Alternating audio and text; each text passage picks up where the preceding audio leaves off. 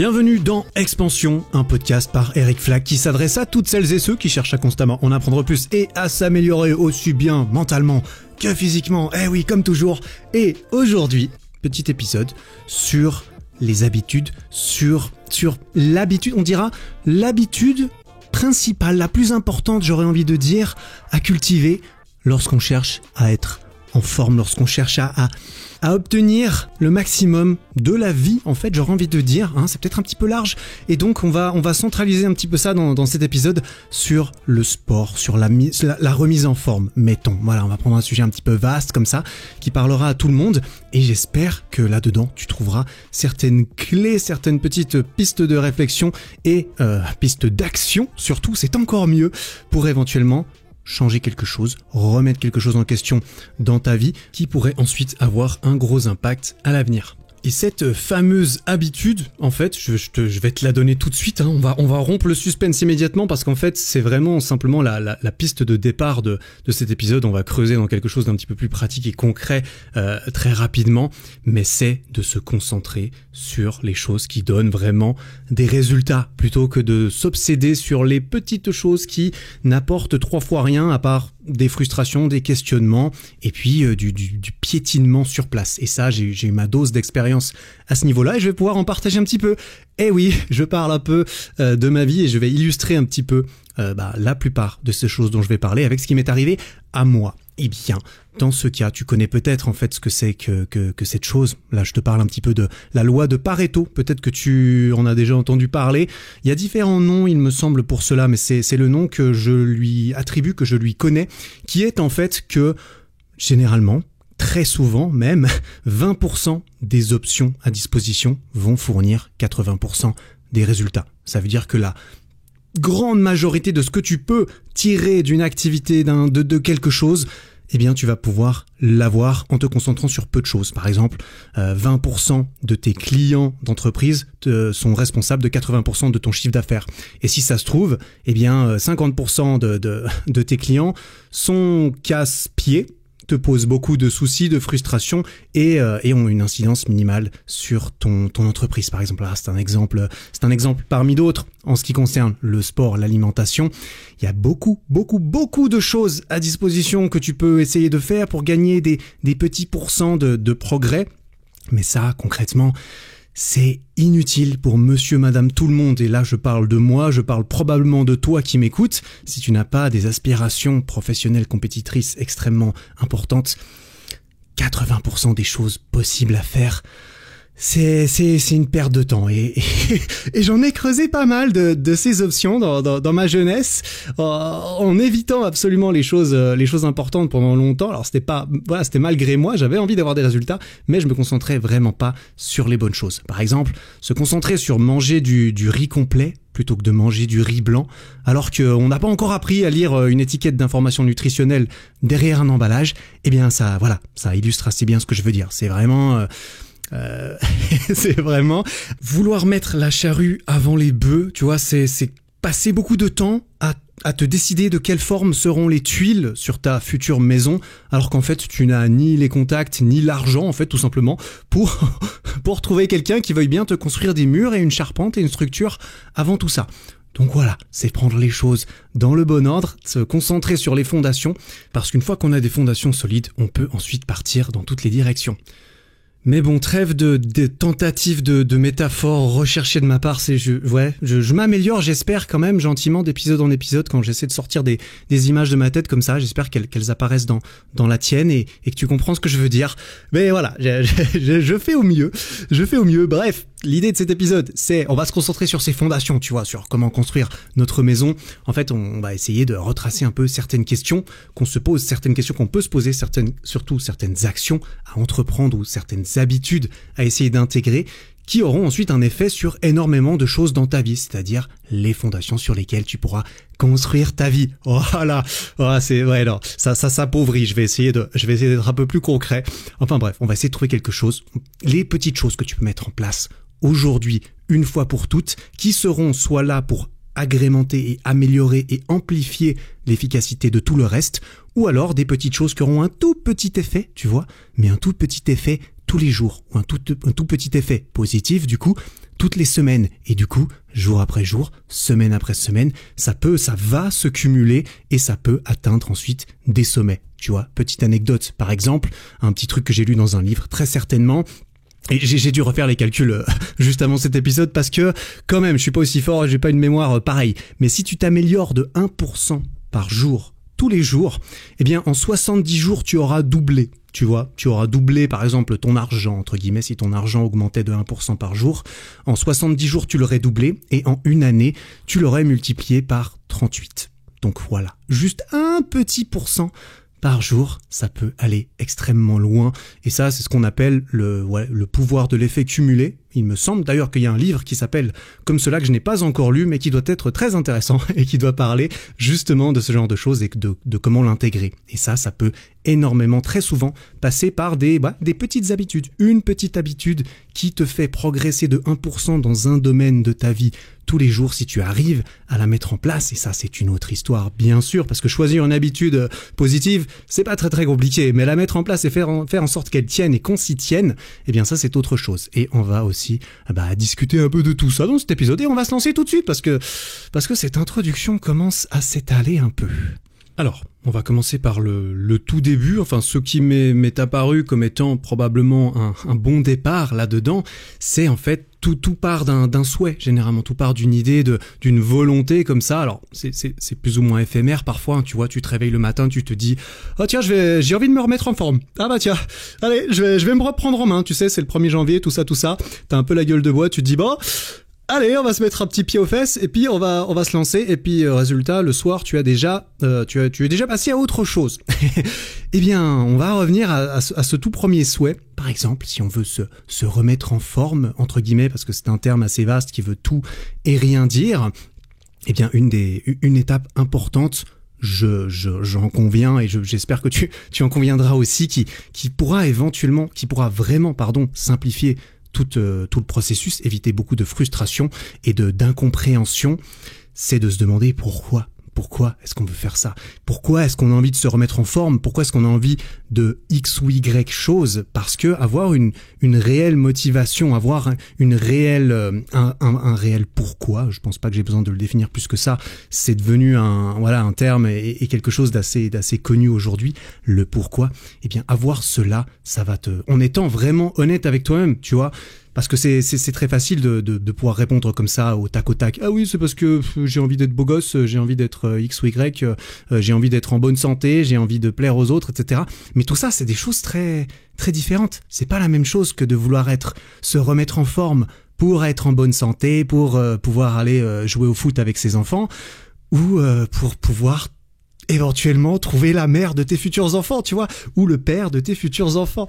Donc c'est une bonne chose d'être honnête avec soi-même et de ne pas, par exemple, se cacher derrière la bonne santé, derrière j'ai envie d'être confiant, serein, etc. Alors qu'en fait, t'as surtout envie d'être agréable à regarder tout nu, de façon à ce que quand quelqu'un d'autre te regardera tout nu ou toute nue, ils se disent pas mal, tiens, est-ce que je ferais pas des enfants avec cette personne, tu vois?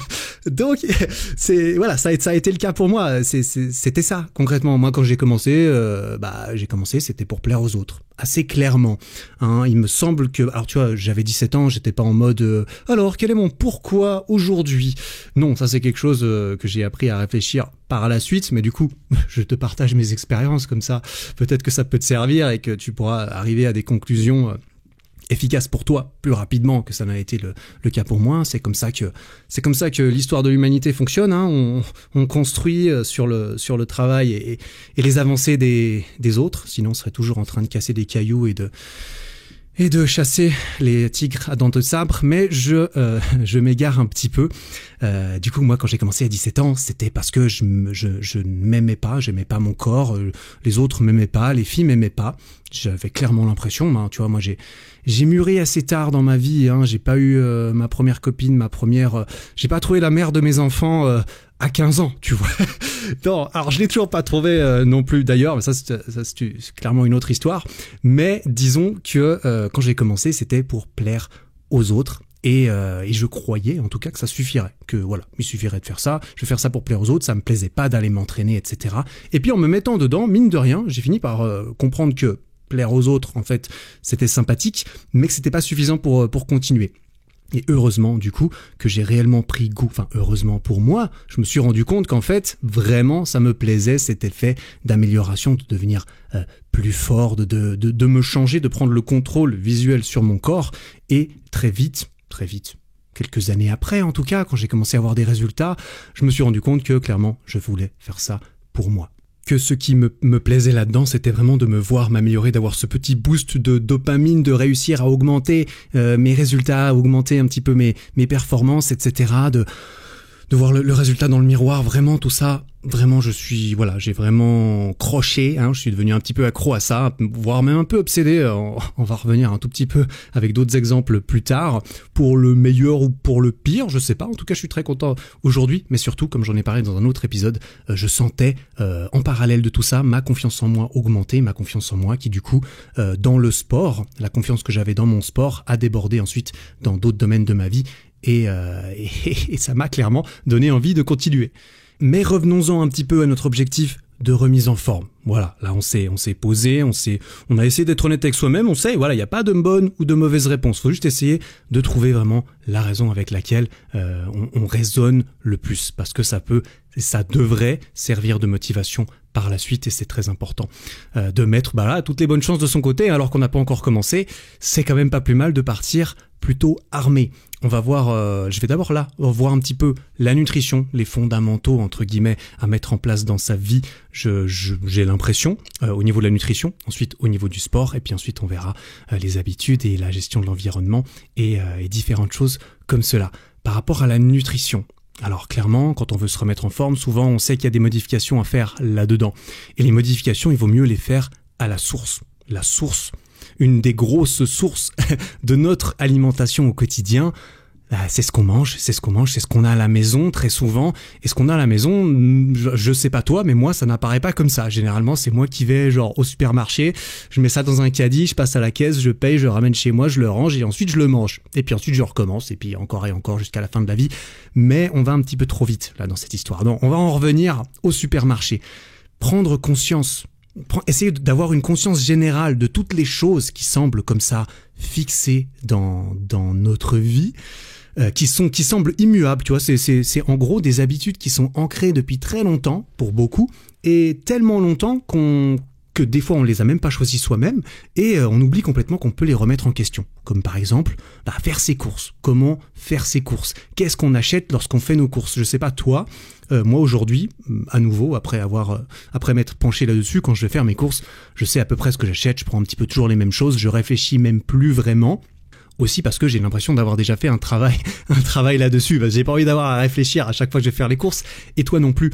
Mais réfléchir à ça une fois pour toutes, tu vois, faire ses courses entre guillemets mieux, apprendre à faire les meilleurs choix quand tu fais tes courses, tu le fais une seule fois et ensuite ça va te bénéficier pour toujours, ça va te bénéficier à toi, ça va bénéficier à ta famille, à tes enfants, etc. Moi, quand j'ai commencé à m'obséder, à être obsédé par la nutrition et tout ça, un peu après mes 17 ans, là, quand j'ai commencé, c'était plutôt autour des 19, j'ai été confronté à tout ça. Je me suis rendu compte que c'est ma mère qui faisait mes courses et que c'est pas moi qui choisissais ce que je mangeais.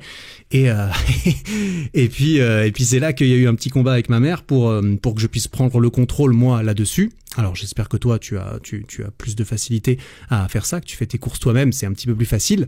Et là, à ce moment-là, j'ai remis en question ma façon de m'alimenter, qu'on avait choisi à ma place, en fait, concrètement.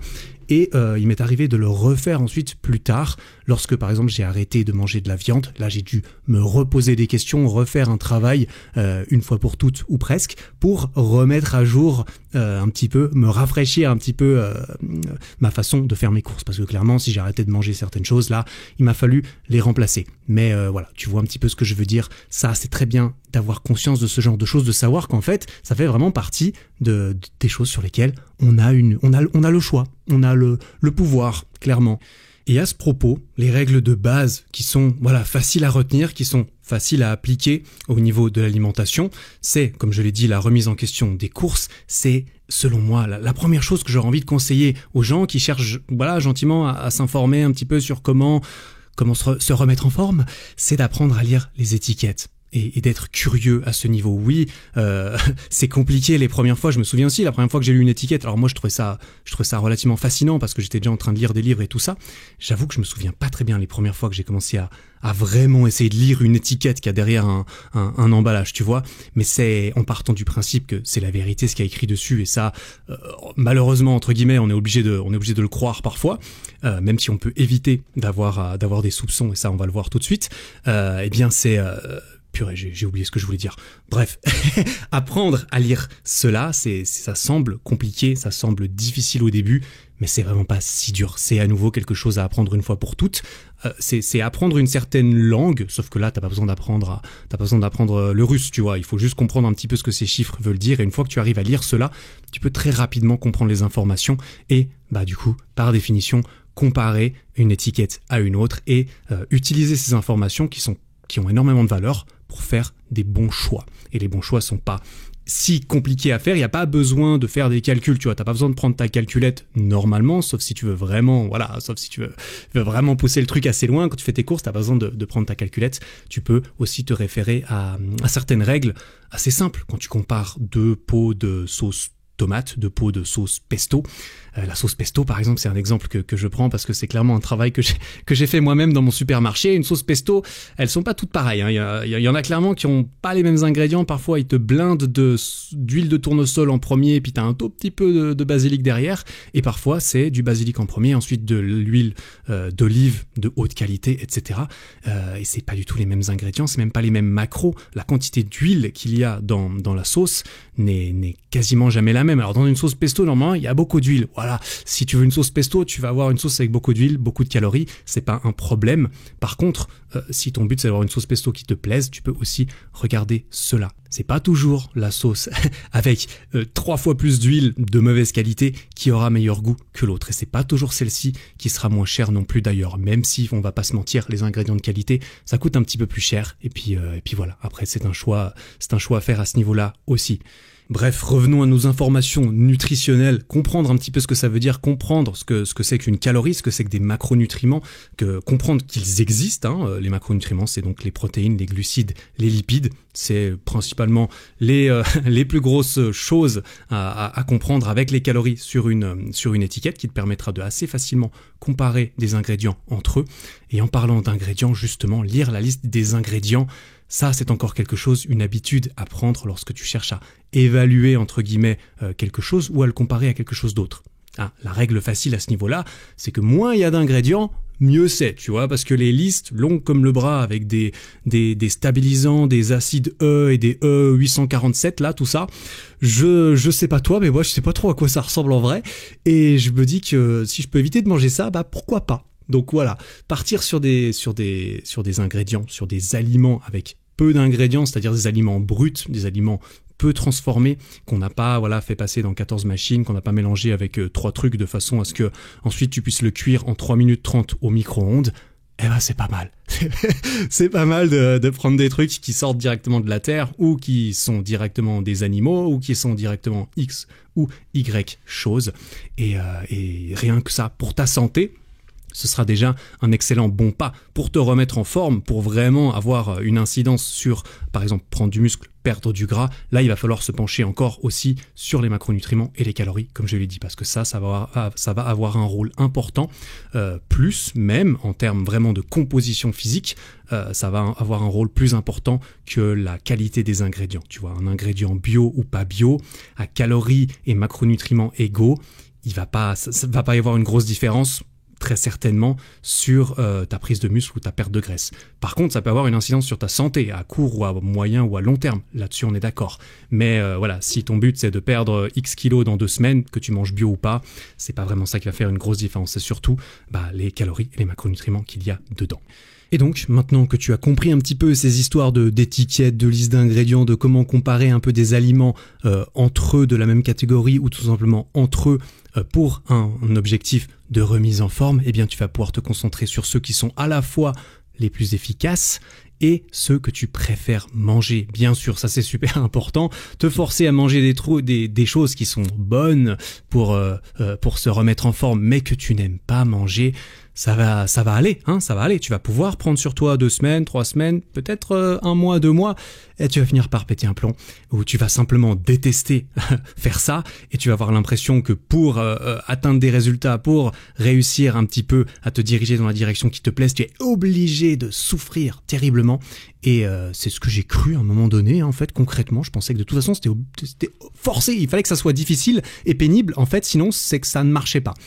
Eh ben, j'ai l'impression, je suis à peu près certain que ce n'est pas le cas. En tout cas, on peut mitiger un petit peu la chose et ça vaut vraiment la peine de se pencher sur comment faire pour rendre ce voyage supportable. Parce que au lieu de... Le voyage peut être très très long, tu vois. Idéalement, t'aimerais trouver quelque chose que tu vas pouvoir garder avec toi très longtemps. Quand tu cherches à te remettre en forme, la meilleure chose à faire, c'est d'adopter des habitudes et une consommation et un style de vie de quelqu'un qui est en forme. Et quelqu'un qui est en forme, il ne se remet pas en forme, tu vois. C'est simplement ce qu'il a dans sa vie lui permet de ne jamais avoir à se remettre en forme.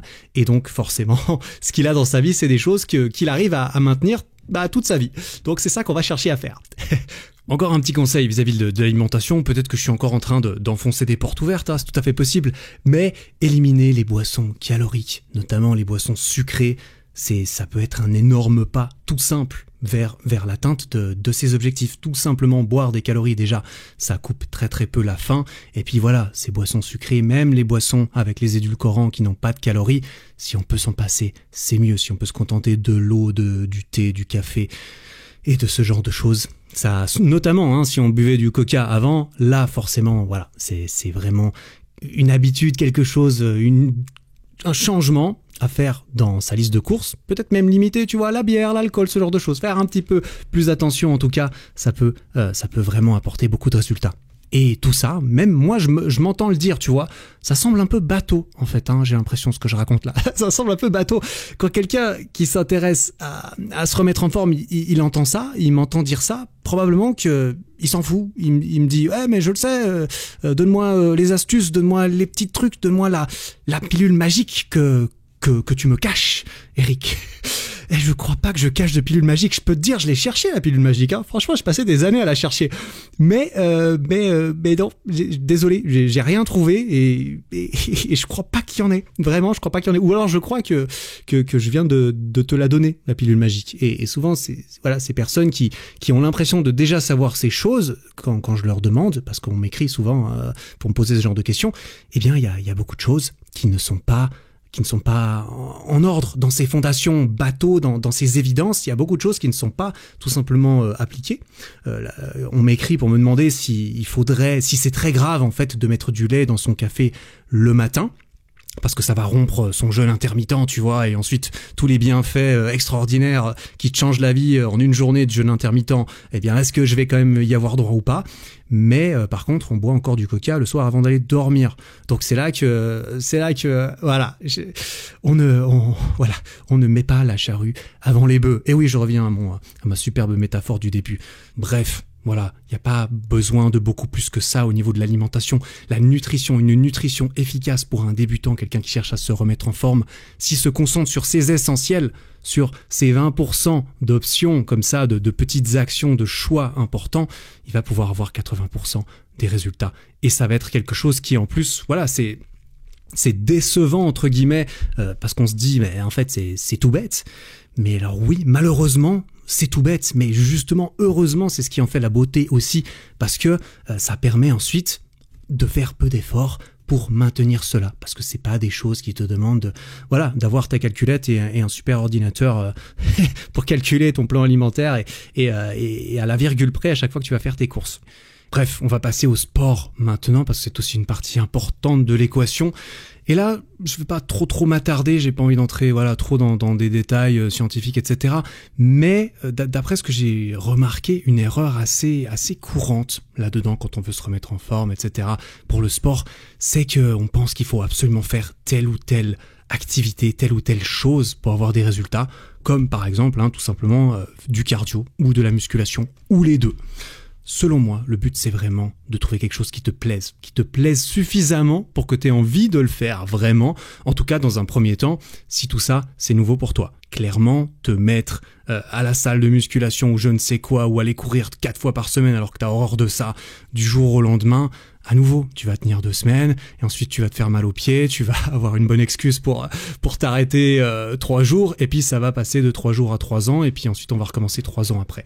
Bref, on en revient un petit peu au pourquoi du départ, parce que en fonction de ce pourquoi, tu auras plus de pistes, tu seras mieux à même de choisir ce qui te plaît et comme activité, comme sport, et encore plus ce qui pourrait être efficace pour atteindre tes vrais objectifs, ta vraie motivation. Parce que voilà, la motivation, ça va être beaucoup lié à tes raisons profondes de faire cela.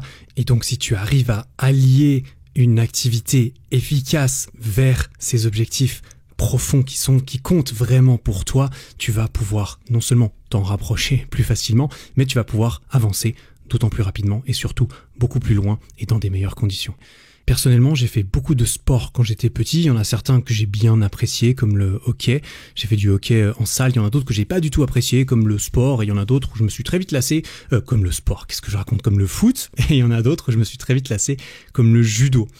Heureusement pour moi, je suppose, j'ai pas mal aimé la musculation quand j'ai commencé et j'ai très vite adoré. Enfin, j'ai réussi à m'accrocher suffisamment longtemps, en tout cas, pour vraiment aimer. Et je dis heureusement parce que voilà, quand même, pour être musclé, pour prendre du muscle concrètement, entre guillemets, pour prendre du muscle qui ne sert à rien d'autre que d'être là, très certainement que la musculation, c'est ce qu'il y a de plus efficace. Alors, pour prendre du muscle, il faut quand même faire quelque chose qui recrute tes muscles, tu vois, qui les mette sous pression, si possible sous une pression toujours plus intense. Il faut forcer ton corps à s'adapter en soumettant tes muscles à une surcharge progressivement de plus en plus intense. Et ça, il y a différents paramètres qui sont à disposition. Par exemple, en musculation, tu peux augmenter le poids de tes exercices, tu peux faire plus de séries de répétitions, tu peux varier les temps de repos, la fréquence et le nombre d'entraînements par semaine, etc., etc.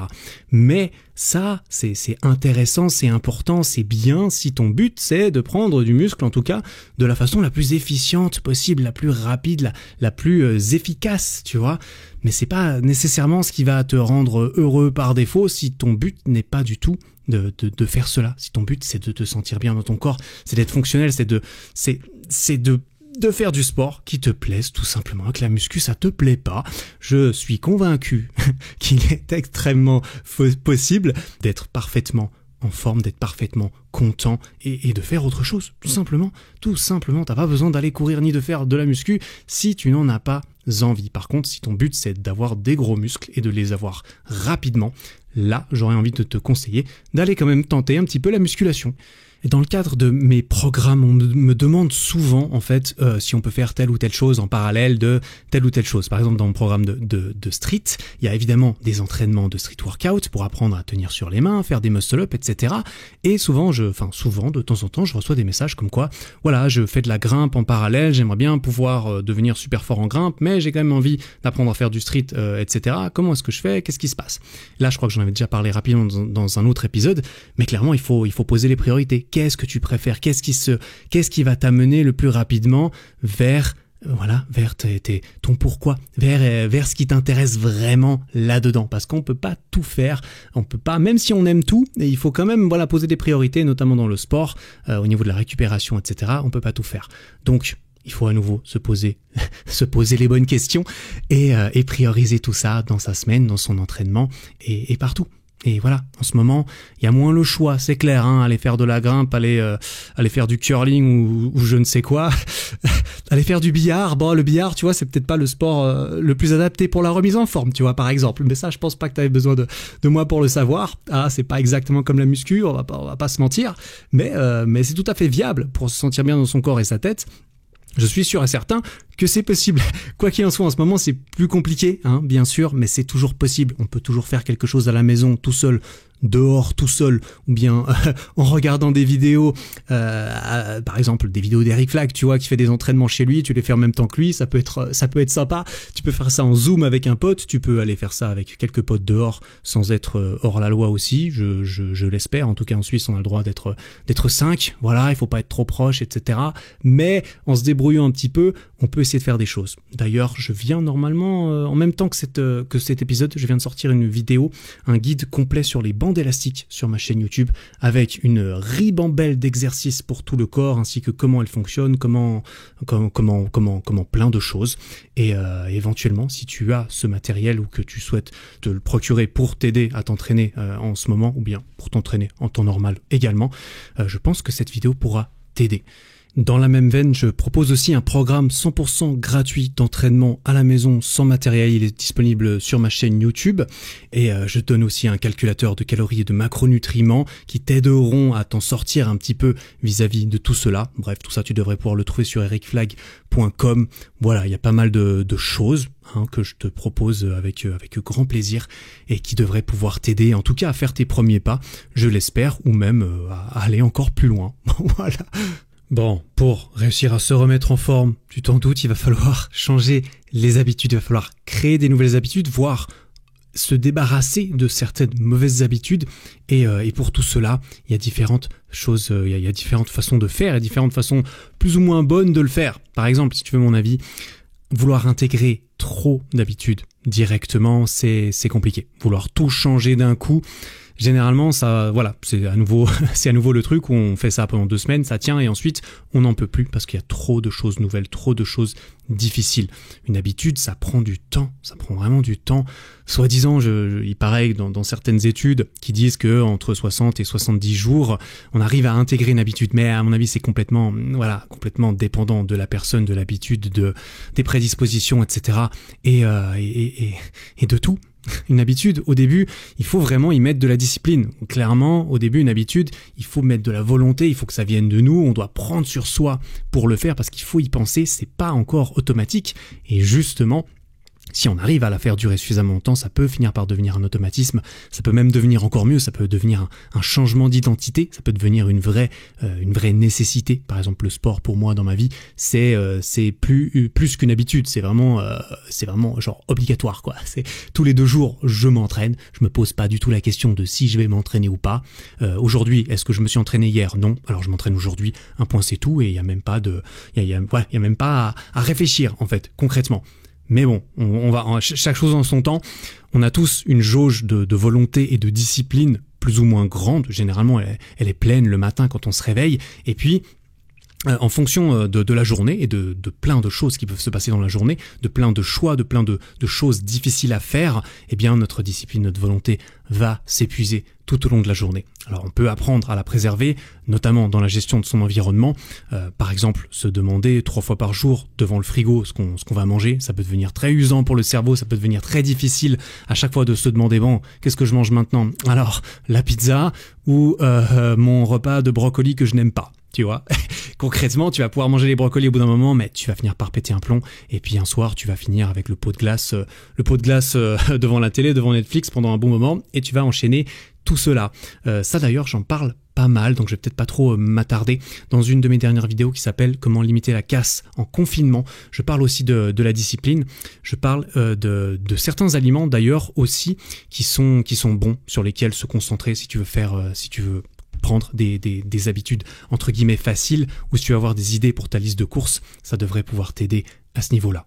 Une petite chose en plus d'ailleurs dont je n'ai pas parlé dans cette vidéo, sauf erreur, c'est que si tes actions sont alignées avec ton pourquoi, si ce que tu cherches à faire, tes habitudes vont vraiment dans la direction profonde de ça va m'aider à atteindre ce qui m'intéresse vraiment, elle devrait te demander un petit peu moins de discipline, voire même, je pense que tu devrais pouvoir utiliser cela pour re-remplir un petit peu ta jauge au moment critique en y repensant. Par exemple, il y a une règle assez simple que j'ai déjà appliquée moi-même, elle est pas facile à appliquer, elle est beaucoup plus facile à dire que à faire, mais si tu arrives à prendre un tout petit peu de discipline pour cette règle-là, ça peut t'aider ensuite. En fait, tu vois, c'est un petit coup de discipline instantané, difficile, mais qui peut t'aider à re-remplir ta jauge d'une façon ou d'une autre. C'est par exemple quand tu as envie de manger quelque chose qu'il ne faut pas, tu vois, tu as envie de pêcher, tu as envie de prendre, d'aller te faire un McDo et de faire exploser l'addition. Et bien là, la règle, c'est tout simplement d'attendre 10 minutes. Tu attends 10 minutes, tu te forces à attendre 10 minutes, mais une fois que les 10 minutes sont passées, t'as le droit d'aller te faire ton McDo, tu vois, tranquille. Si après 10 minutes, t'as toujours envie d'aller te faire ça, eh bien vas-y, et puis profites-en, ça c'est très important, on pourra en parler juste après, mais pendant ces 10 minutes, du coup, bah tu vas devoir attendre. Moi, ce que je pourrais te conseiller, c'est de te rappeler tout simplement un petit peu ton pourquoi. Tu vois, tu as 10 minutes à passer, voilà, tu fais autre chose, tu peux te rappeler un petit peu de pourquoi. Qui est-ce que tu es en train d'essayer de devenir en ce moment? Est-ce que éventuellement aller tout faire péter le Big Mac et les 3 portions de frites, est-ce que ça va t'aider? Il y a en fait de grandes chances qu'à la fin de ces 10 minutes, tu n'en aies juste plus envie. Qu'en fait non seulement tu ne vas pas aller te faire ce McDo, mais en plus tu vas te sentir bien à propos de toi-même, tu vois, tu vas te dire, je pense que tu comprends le sentiment dont je veux te parler, et c'est un petit peu de ça dont je parle quand je dis que tu peux faire remonter un petit peu ta discipline, c'est-à-dire que tu vas pouvoir ne pas aller te faire ce McDo que tu avais envie de faire, sans que en fait tu te sentes privé, sans que tu aies l'impression de devoir forcer à ne pas y aller, et donc que tu doives utiliser de ta très rare discipline de la journée. Alors c'est marrant parce que en te racontant ça, je viens de me rappeler d'anecdotes qui me concernent. C'est que je me souviens que moi, tu vois, je te parle de cette règle, j'en étais conscient, j'ai même essayé de l'appliquer parfois, et ensuite je suis parti dans différents niveaux. Je me souviens que ça m'était arrivé à l'époque, quand j'avais une pensée comme cela de « tiens, j'ai envie de manger des biscuits », je savais en fait que si j'attendais 5 à 10 minutes avant de les manger, eh bien, je n'en aurais plus envie. Et du coup, ce que je faisais, c'est que je me ruais sur les biscuits de façon à être plus rapide que ma conscience, parce que je savais qu'elle allait me faire changer d'avis, et du coup, je me battais contre moi-même en mode vite, je me dépêche de manger ça, parce que sinon, je pourrais quand même le manger, mais ça me fera plus plaisir. Donc il faut que je le mange vraiment maintenant pour que ça me fasse plaisir. Mais comme tu t'en doutes, c'est pas une stratégie très bonne non plus, parce que je finissais plutôt souvent par me sentir coupable, clairement. Et parlons-en de la culpabilité, parce que ça fait partie de tout ça, à mon avis. Réduire ce sentiment de culpabilité, éliminer ce sentiment de culpabilité dans tes actions au quotidien qui sont liées à tes objectifs de remise en forme, c'est quelque chose auquel tu devrais aspirer vraiment. Je me souviens, du coup, ça m'est arrivé tellement de fois quand j'étais dans ma période de frustration, quand j'étais vraiment à fond sur mon alimentation, j'étais un peu obsédé clairement par tout ça, mais malheureusement j'avais des choses qui n'étaient pas bien mises en place, notamment mon entraînement. Je m'entraînais n'importe comment, je m'entraînais pas bien, clairement, et par contre j'étais ultra hardcore au niveau de la nutrition, et j'avais pas de résultats. Et je comprenais pas très bien, et du coup j'avais l'impression que c'était parce que j'étais pas parfait dans ce que je faisais. Que si je n'étais pas parfait, je n'allais pas avoir de résultats, et en fait c'est pas qu'il fallait être parfait, c'est juste que mon système était un petit peu bancal, clairement, les fondations n'étaient pas là. Et du coup je me souviens très bien que je me privais pas mal, parce qu'il y avait beaucoup de choses que je n'avais pas le droit de manger, tu vois, il ne fallait pas que je mange X ou Y choses, parce que sinon tout foutait le camp. Et justement, quand j'avais malheureusement le malheur de tricher, c'est-à-dire, voilà, je me prends quand même un cookies parce que j'arrive pas à résister, parce que les cookies c'est quand même vachement bon, et que j'ai faim, et que je mange pas beaucoup de sucre, et que j'ai envie de manger un truc sucré, eh bien, je mangeais le premier cookies. Et là, c'était fini. Quand je te disais que tout foutait le camp, ça y est, c'est que j'avais l'impression que tout était foutu. J'avais l'impression que ma vie était foutue, mes objectifs étaient foutus, que jamais j'arriverais à atteindre mes objectifs parce que j'arrivais pas à être parfait et à me tenir. Et du coup, perdu pour perdu, le paquet de cookies, je peux te dire que je le dégommais comme il fallait, et que je m'enfilais encore 15 000 autres trucs derrière, parce que voilà, foutu pour foutu, autant foutre le feu à la maison, tu vois. Ce genre de réaction que tu connais peut-être, ce genre de binge eating, on appelle ça en anglais un petit peu, quand tu pars dans une frénésie et que tu manges tout ce qui bouge parce que tu as envie de te punir, en fait, tu vois, tu te vois pécher, tu te vois fauter, tu te vois ne pas réussir à faire quelque chose qui pourtant est censé te tenir à cœur, et du coup ça t'énerve de voir que tu n'as pas de volonté, que tu n'es pas assez bien pour ça, et du coup tu as envie de te punir, vu que tu es quelqu'un de pas bon, eh bien quelqu'un de pas bon, il mérite pas d'être bien traité, du coup tu le traites mal. Je m'embrouille un petit peu, mais ça me rappelle des souvenirs, parce que clairement ça m'est arrivé plusieurs fois de faire ça.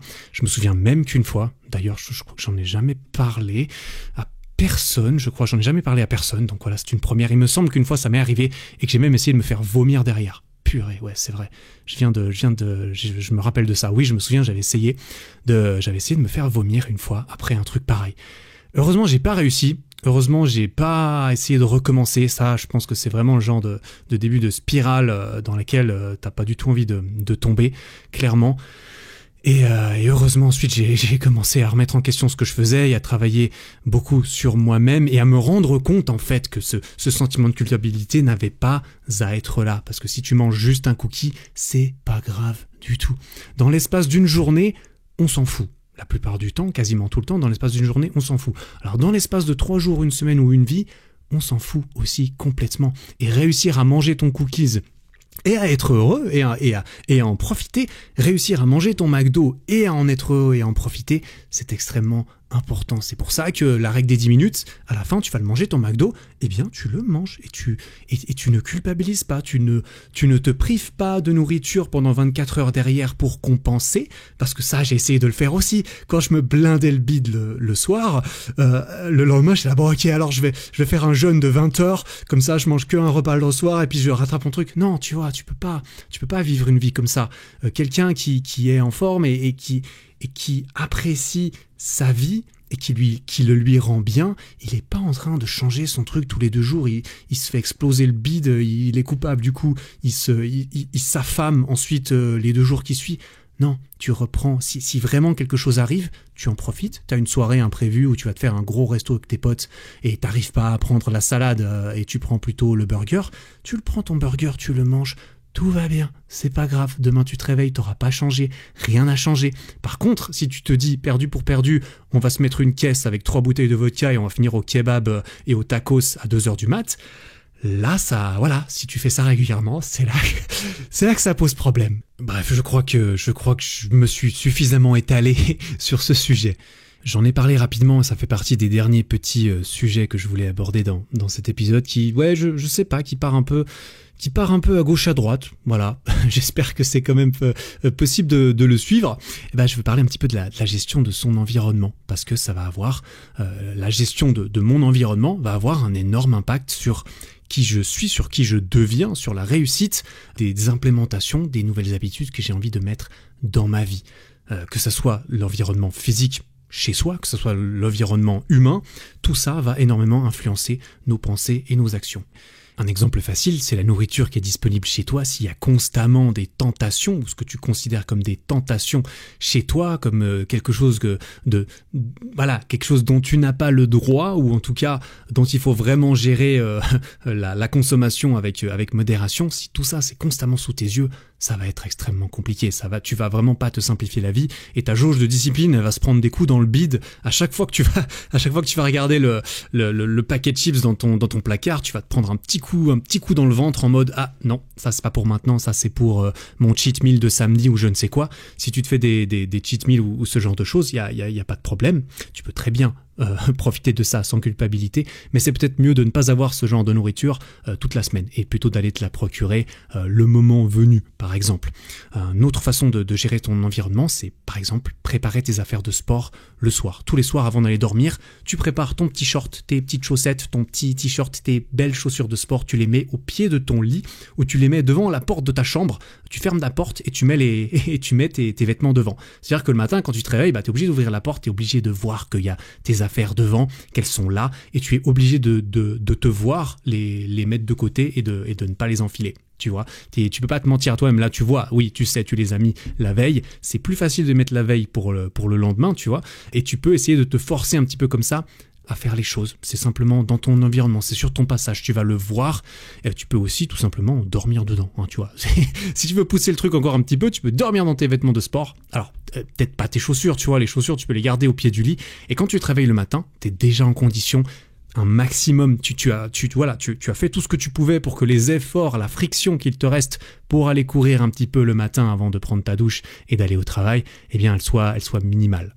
Un petit changement d'environnement comme cela, ça peut avoir un gros impact positif sur ta tentative d'intégrer cette nouvelle habitude, par exemple d'aller faire du sport au réveil. Par rapport à ton environnement humain, par rapport à ton entourage, alors ça peut-être je ferai un épisode sur l'entourage parce que je trouve que c'est un sujet très intéressant, qui me plaît bien, bah on est bien d'accord que tes amis, que tes potes, ou que les membres de ta famille, ceux qui sont en contact fréquent avec toi d'une façon ou d'une autre, qui par exemple ne font pas de sport, qui fument, qui boivent, etc. Enfin tu vois, le gros cliché, voilà, c'est vraiment un peu un cliché, mais c'est ces personnes qui ne cherchent pas spécialement ou qui ont abandonné, et encore plus quand elles ont abandonné et qu'elles s'en veulent d'avoir abandonné éventuellement certains de leurs objectifs, peuvent avoir tendance à chercher à te faire stagner toi aussi, à t'empêcher toi aussi d'avancer vers tes objectifs, parce que mine de rien, je pense que c'est humain, je ne sais pas, en tout cas en tant qu'être humain, on a tendance parfois, si on n'arrive pas à avoir du succès ou à s'élever soi-même, à vouloir empêcher les autres de s'élever de façon à ce que eux ne nous fassent pas culpabiliser encore plus d'avoir abandonné.